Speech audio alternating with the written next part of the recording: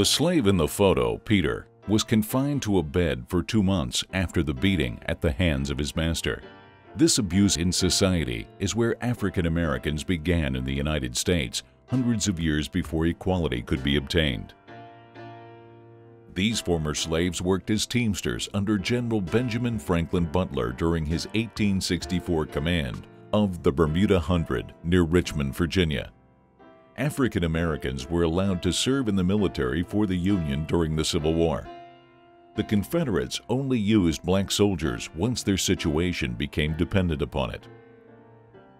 Still, both armies used black soldiers only as expendable pawns on the front lines of battle. This graphic photo shows the result of the all-too-common lynchings in the Old South. The only thing more haunting than the beaten, lifeless corpses hanging from the tree are the smiles and casual attitudes of the crowd watching below.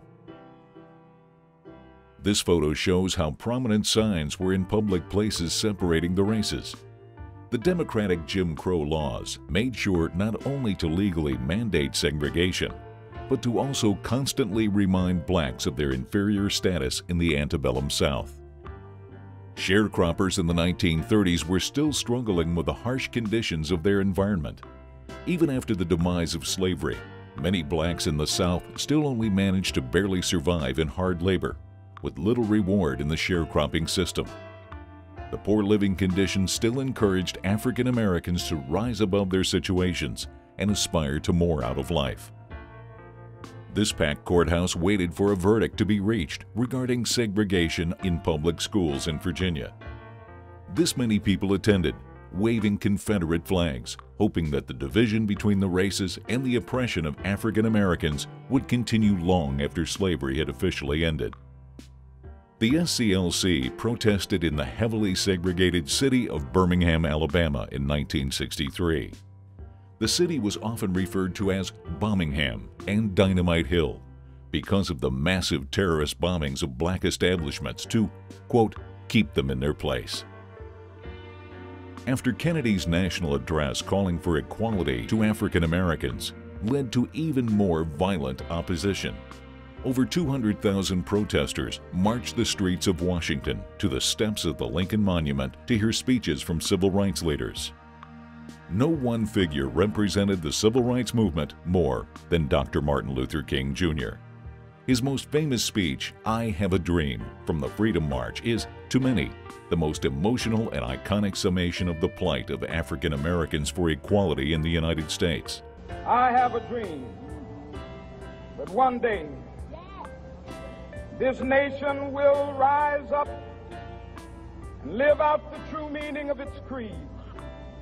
We hold these truths to be self-evident, that all men are created equal.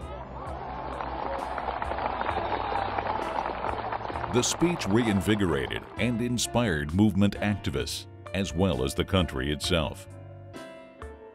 After the assassination of JFK, President Lyndon B. Johnson used his public support and presidential power to help push the Civil Rights Act of 1964 through Congress, effectively eliminating the segregation enforced by the Jim Crow laws.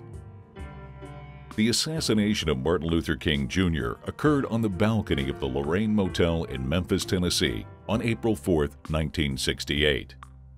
His murder set off violent riots in cities across the United States and fueled the fires of hatred between the races, despite King's own wishes for peace.